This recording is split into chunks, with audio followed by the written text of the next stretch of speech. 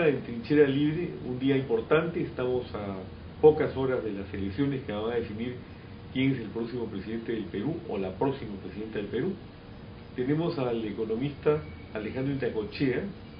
Él es un analista económico de gran reputación, quien enseña en Centrum. Es una...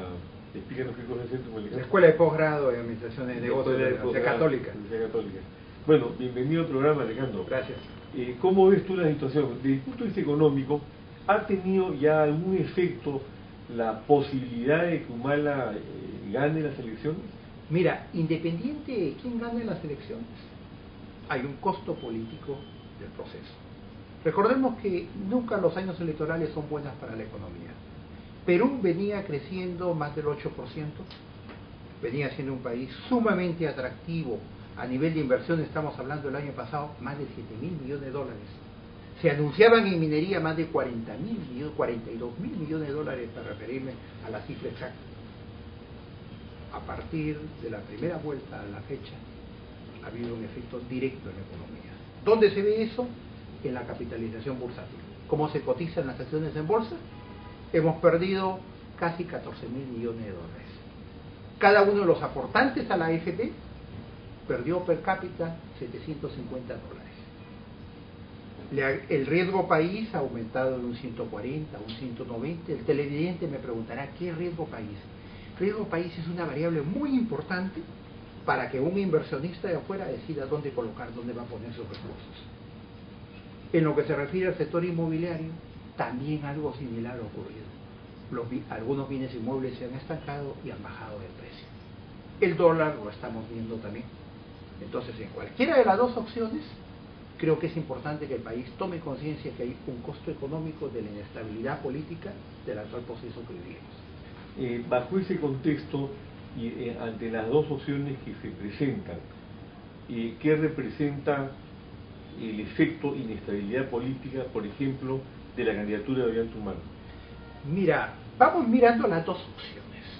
En las dos opciones... Yo voy a preguntar primero Ollanta y después Keiko Fujimori. En las dos opciones, primero en la opción de Humala, la gran pregunta es ¿en qué dirección va a ir?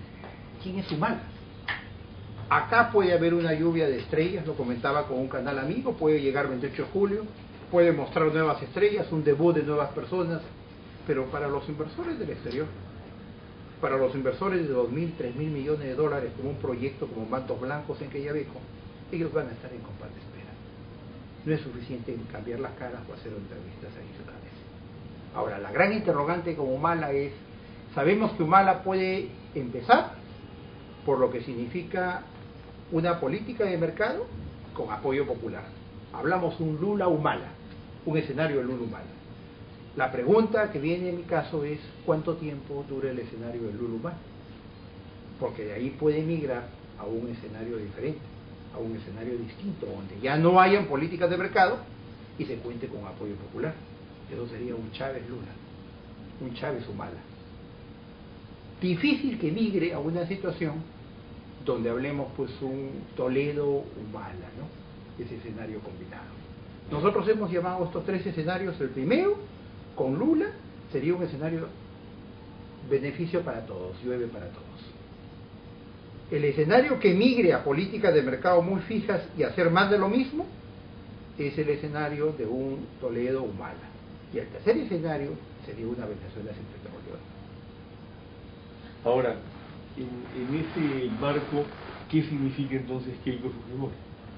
Keiko Fujimori, quedan las dudas a nivel de institucionalidad, a nivel de una herencia, digamos, recibida ya de por medio, que ella misma se lamenta.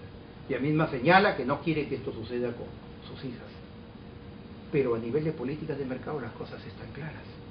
Con el señor Humala hay un plan original donde se menciona clara y textualmente, y es el programa que se mantiene, el Gran Salto, habla de que nacionalización es diferente de estatización. Nos está corrigiendo hasta el diccionario de la lengua, porque el diccionario de la lengua pone como términos sinónimos nacionalización y estatización. Bueno, pero ahí sí yo tendría una discrepancia semántica, porque nacionalizar no es necesariamente estatizar.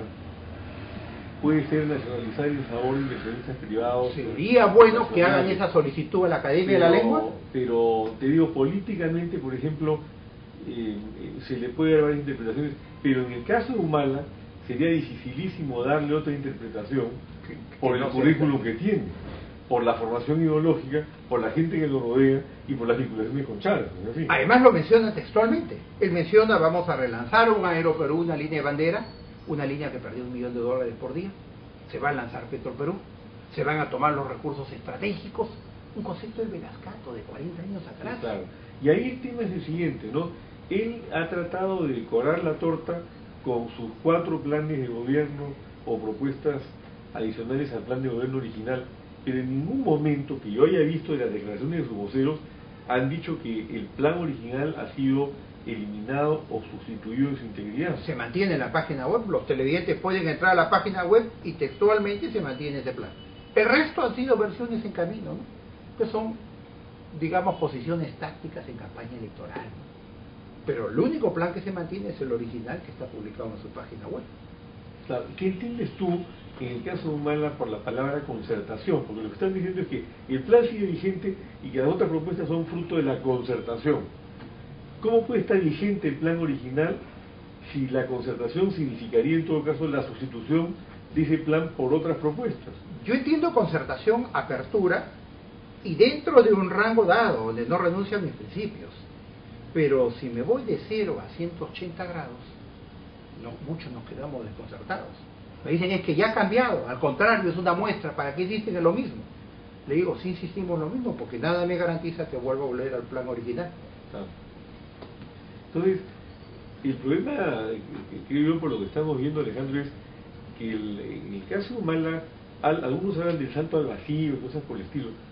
Yo personalmente, ya lo he dicho en el programa, no creo que sea un salto al vacío. Está la evidencia palpable de lo que significaría un gobierno de Humala en términos económicos. En términos económicos, te diría, sería una evolución para el país de unos 40 años. El Perú tiene que entender que la respuesta a los problemas que tenemos, a un crecimiento económico con una inclusión fallando, que tiene que ser replanteado a futuro, estamos hablando de un problema de institucionalidad y corrupción, no es la vuelta al pasado. El pasado no solo no nos sirve, sino hay algo más grave, nos está confundiendo. Y ahí sí se nos ve el carro a la historia. Mira cómo el mundo ha cambiado y la concepción de ellos no la logran entender. Hoy día el mayor inversionista en el Perú es Panamá en los últimos 10 años. Porque el dinero ya no viene del país de origen. El dinero viene de centros offshore.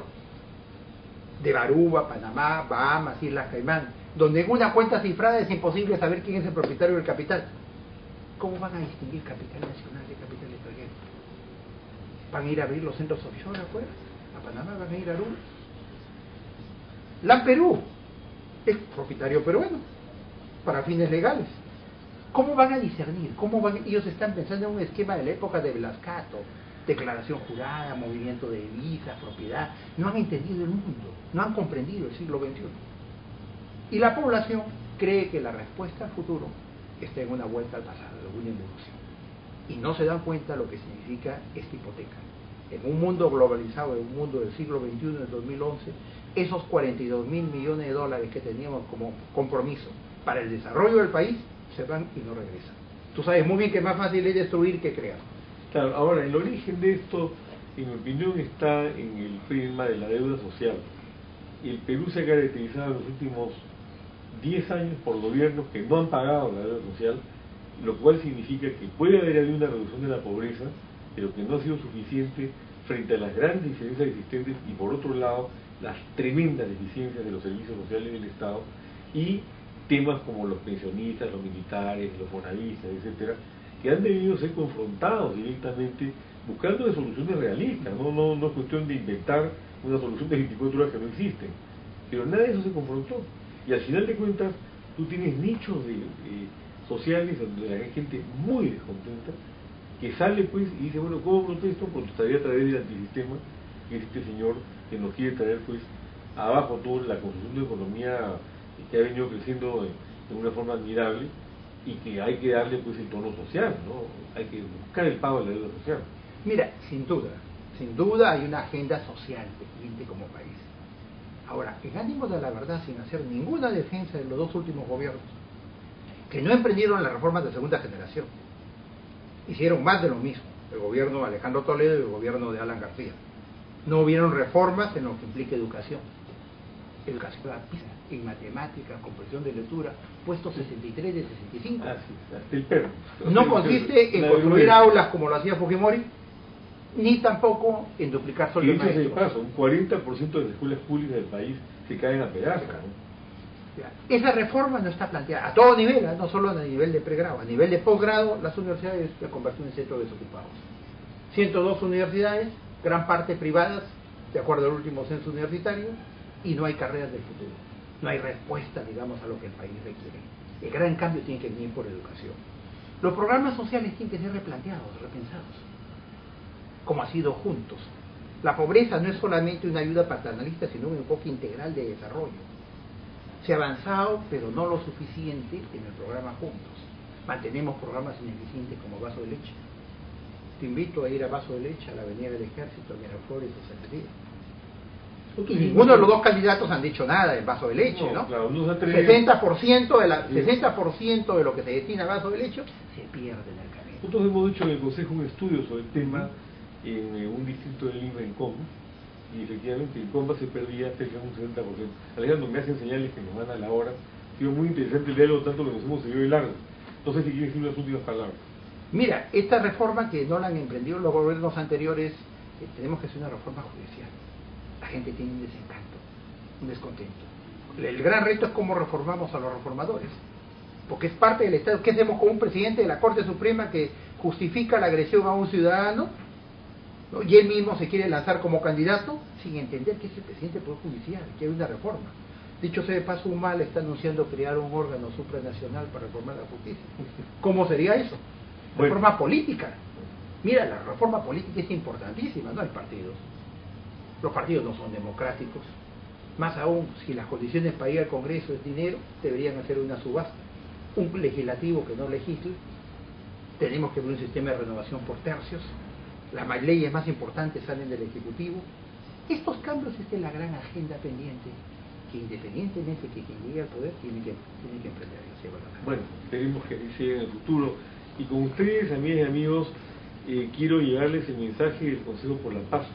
La invocación para que mañana concurran todos a votar, que se vote a conciencia, que se vote por la democracia, que se vote mirando el futuro del país y no el pasado, como pretenden quienes en forma retrógrada nos quieren retrotraer a lo que fue el Perú hace 40 años con el régimen melajista. Yo creo además que es importante que nuestros voluntarios, a quienes yo convoco y agradezco en esta oportunidad, salgan a recorrer todo el Perú, como lo han hecho en la oportunidad anterior, para velar por la pureza del sufragio. Ya lo hemos dicho en nuestro pronunciamiento que yo he leído el día de ayer en Trinchera Libre. El Consejo considera que no hay posibilidad de que haya un fraude. No permitamos que quienes creen que si pierden la elección tienen que salir a gritar fraude, lo hagan de esa manera. Nosotros como voluntarios, nosotros que tenemos una vocación cívica, nosotros que desde el Consejo por la Paz trabajamos por el Perú, decimos hoy que no va a haber fraude el día de mañana y que nos vamos a ocupar de vigilar en todo el país, a través de nuestro voluntariado, que esto quede debidamente refrendado a través de una elección legítima que consolide la democracia en el Perú. Y nos estamos viendo el día de mañana.